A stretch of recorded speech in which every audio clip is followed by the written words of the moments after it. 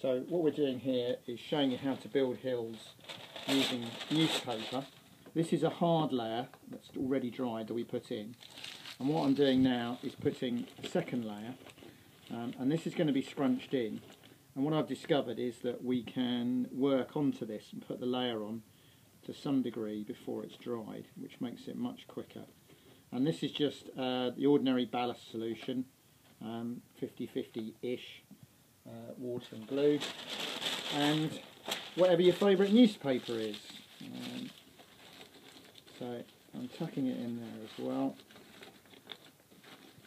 And this makes a more irregular, using torn up bits and squeezing it, makes it all a bit more irregular and lumpy, which should hopefully make it look a bit more realistic. Obviously it's quite messy.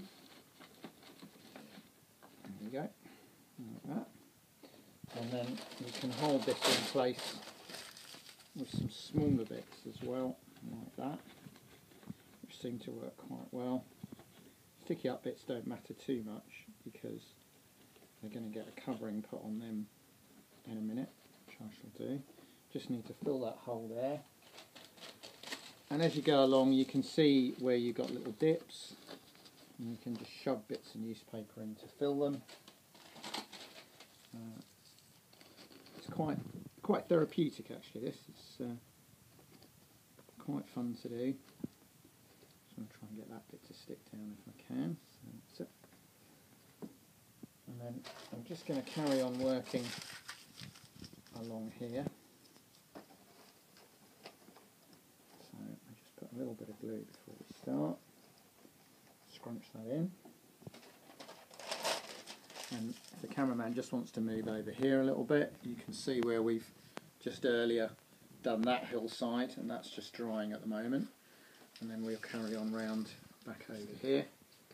Put my glue down somewhere.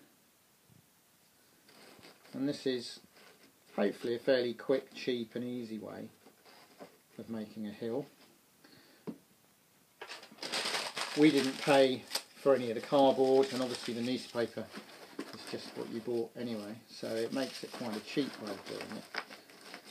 And then when it is all finished and dried properly, I'm going to use ordinary modelling plaster to cover it to give a harder shell, which we're then going to paint and use scatter on in the traditional way. It's very messy, that bit.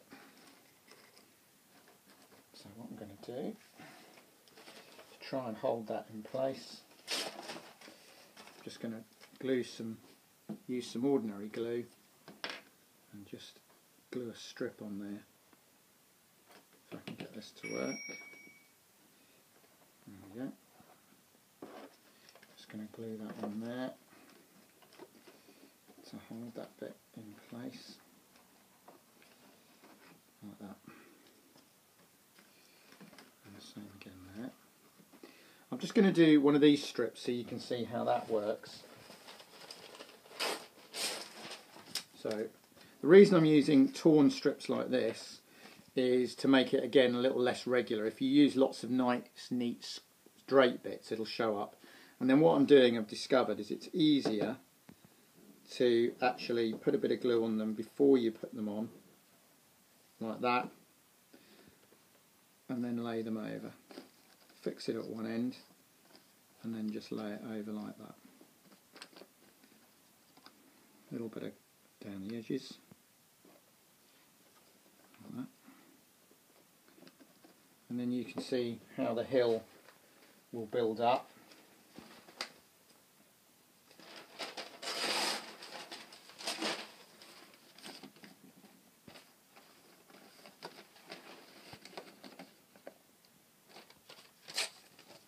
So again, just glue the edges of these. This is actually quite a strong glue mix, so it's probably got slightly more glue than water.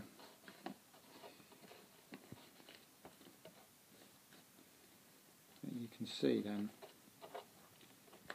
how this hill's beginning, because this doesn't really matter too much because this is going to have ballast on it. Let's try this one.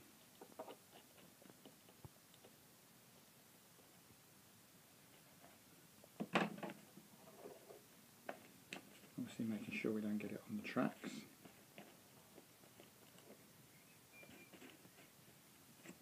There you go.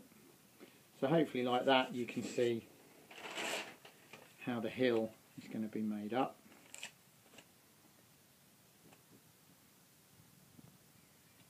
Just gluing this piece down there.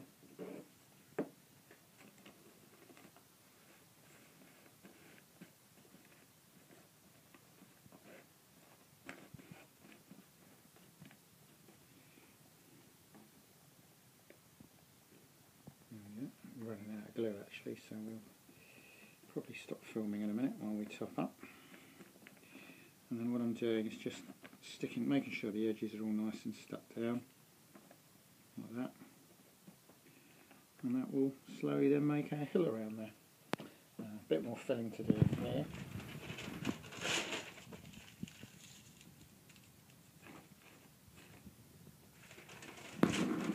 And that's going to be the road up to the windmill, and that's simply a piece of cereal box that's been cut to shape. It's got a few cardboard supports underneath. It's not actually got to support anything. We're not going to have a track or a road. Cars actually running up it, so it doesn't need to be over strong. That bit didn't work very well. Let's tear straight a bit.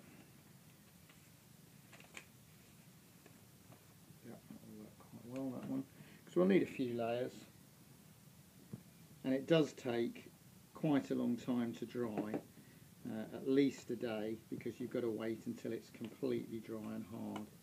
There's no point rushing it.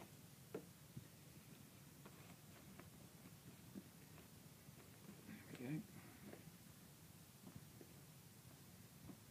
And as I say, the nice thing is it seems to find its own level really.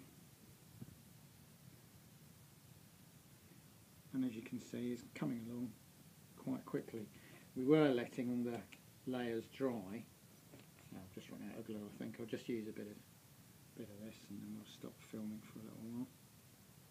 We were letting all the layers dry, but it looks as if you can actually crack on and just do all the processes at the same time once you've got a firm base.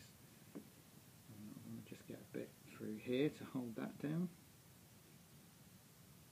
Certainly you do need, when we're building all these layouts using so much card, you do need quite a ready supply of white PVA glue. Now the best is undoubtedly the Evo Stick W, however that's quite a bit more expensive, and we have been using Hobbycraft's kind of cheapest school PVA. It's not quite so good, it doesn't dry as quickly, it's a bit more watery, but for this sort of task it doesn't really matter. And it's quite a bit cheaper, so there we go, that will do for the moment, and I'll show you an update later when we finish that.